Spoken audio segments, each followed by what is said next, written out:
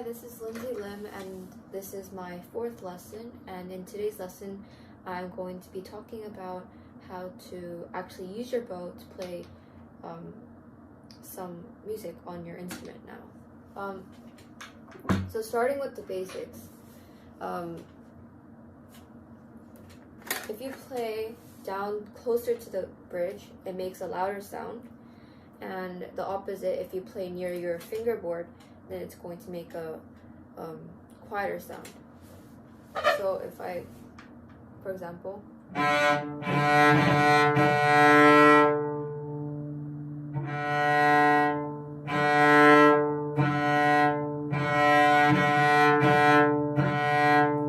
there's a clear difference of the volume depending on where you place your bow when you're playing your instrument. Also, like, you can control where to play on this space, in this space, later on when you've practiced this a lot. But for now, your bow should try to stay in one place so that it doesn't make a messy sound. So it should stay like around here. Like, it doesn't really matter where you do it, not too much on the fingerboard, like, or not too down to the bridge, just like around the middle. Try to stay like in one place, because later on you will get the opportunity to change where you place your bow, depending on what kind of volume you want to make when you're playing the cello. So moving on to the angle of how you're supposed to use your bow. If you look at the bridge, there's an arc, and so basically you should place your bow in an angle that like corresponds to the to how the bridge has been made. So for example, if you look here, place it on the bridge, like make sure it's like the same angle of where your bridge is made, like how your bridge is like cut, and then move this. I'm gonna start with D string here, and like this, and put it, and that should be the angle of how you're supposed to play it.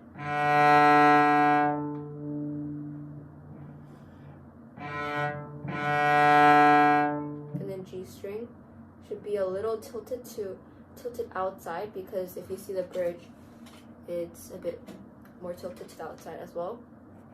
And you bring it in and then play.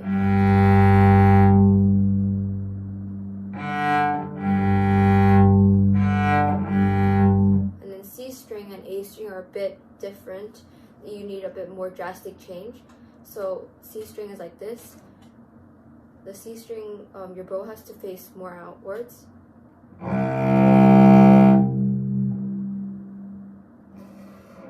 And then the A string is towards you. So if you try putting it on the bridge,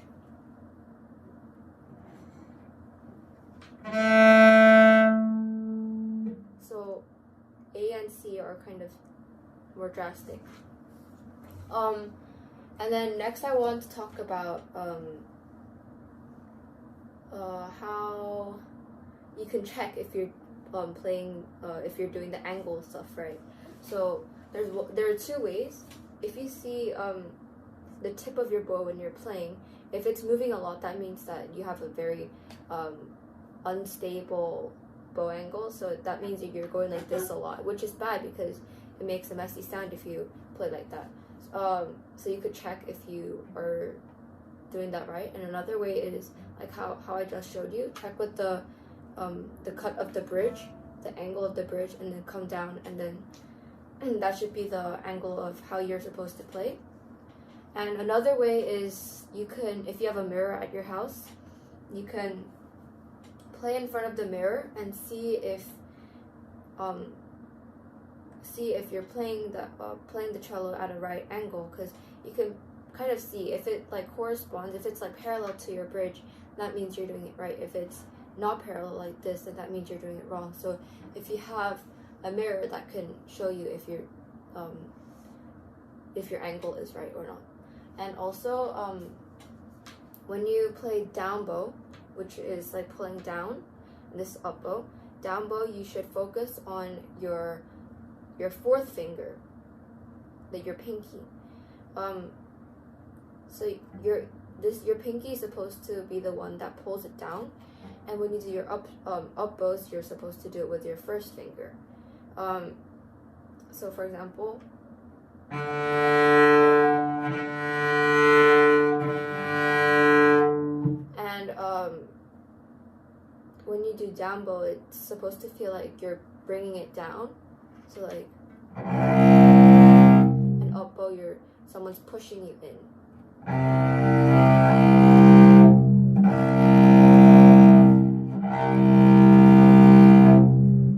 So yeah, and one last thing I want to mention is like a way to practice. You should start off by playing with the G string and the D string, because the G string and the D string has the most normal angle and it's the easiest. So I recommend playing with the G string first. Remember to come from your bow. And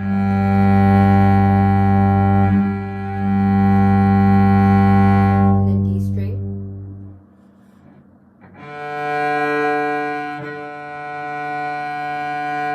And then A string, which is tilted to your side.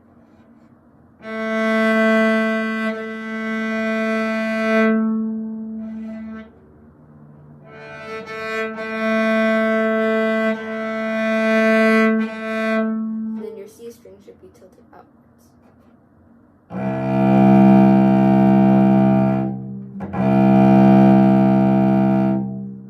So yeah, I think practicing that will help you improve your bow stroke and angle. So that was it for today's lesson, and see you next. Close to us, our beloved Savior shares our every pain.